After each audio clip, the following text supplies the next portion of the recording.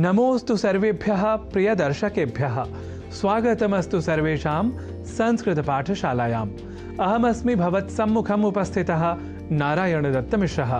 संस्कृत पाठशाला की कक्षा में आज पुनः शब्दों के शुद्ध उच्चारण और शुद्ध लेखन को बताने के क्रम का कर लेते हैं आरंभ आज के विशेष शब्द के साथ, जहां हम सामान्य रूप से उच्चारण और लेखन में कर जाते हैं अशुद्धि। देखिए, हिंदी आदि भाषाओं से प्रभावित होकर, बल्कि यह कहें कि संस्कृत की मूल प्रकृति को न जानने के कारण हम में से कई सिंचन इस शब्द का कर जाया करते हैं प्रयोग, जो कि है संस्कृत भाषा की, उसके व्याकरण की प्रकृति के सर्वथा प्रतिकूल। वस्तुतः सिच धातु से ल्युट प्रत्यय के प्रयोग के बाद संधि के साथ शब्द व्यवहार होता है सेचन या सेचनम का, न कि सिंचनम का। पर इन दिनों क्योंकि हिंदी आदि भाषाओं में सिंचन इस शब्द का इतना प्रयोग बल्कि दुष्प्रयोग दिख रहा है कि संस्कृत प्रयोक्ता भी संदेह में आ या अनवधान में रह सिंचन या सिंचनम जैसे प्रयोग ही शुद्ध मानने लगे हैं।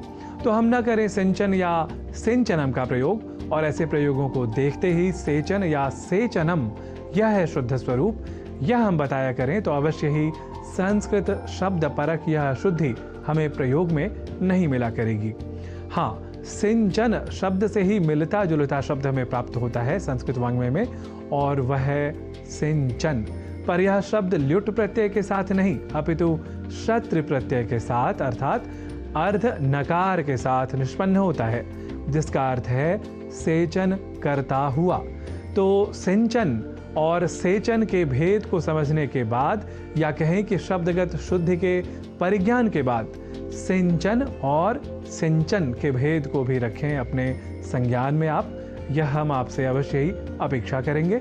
और ऐसे ही सिंचित शब्द का भी प्रयोग हिंदी आदि भाषाओं में हमें दिख पड़ता है, जबकि इसका शुद्ध स्वरूप तो सिक्त ही है।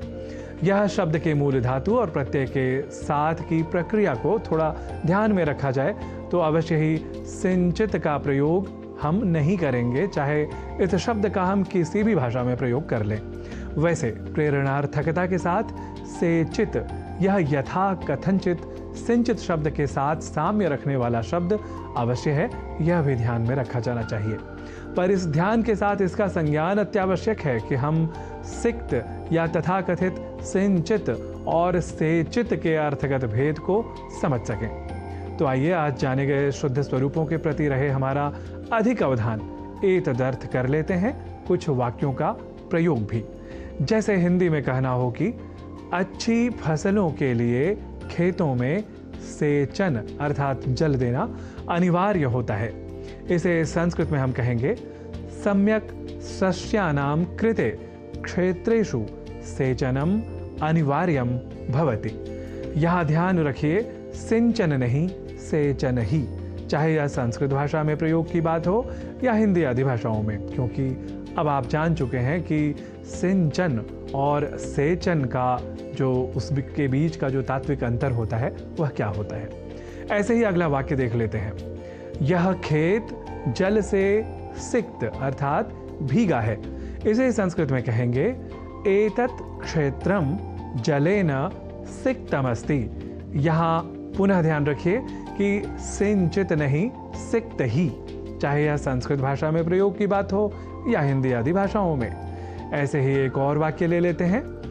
खेत को सींचता हुआ जो किसान है वह श्रमिक भी है। इसे संस्कृत में कहेंगे क्षेत्रम सिंचन यह कृषकः अस्ति असौ श्रमिकः अपि अस्ति। तो आज की संस्कृत पाठशाला का सार यह कि सिंचन नहीं सेचन है शुद्ध शब्द, ऐसे ही सिंचित नहीं सिक्त है शुद्ध शब्द। और साथ ही आपने आज जाना कि सिंचित और सेचित इन दो शब्दों में क्या है शब्दगत साम्य, पर अंततः कौन सा शब्द है सर्वथा शुद्ध।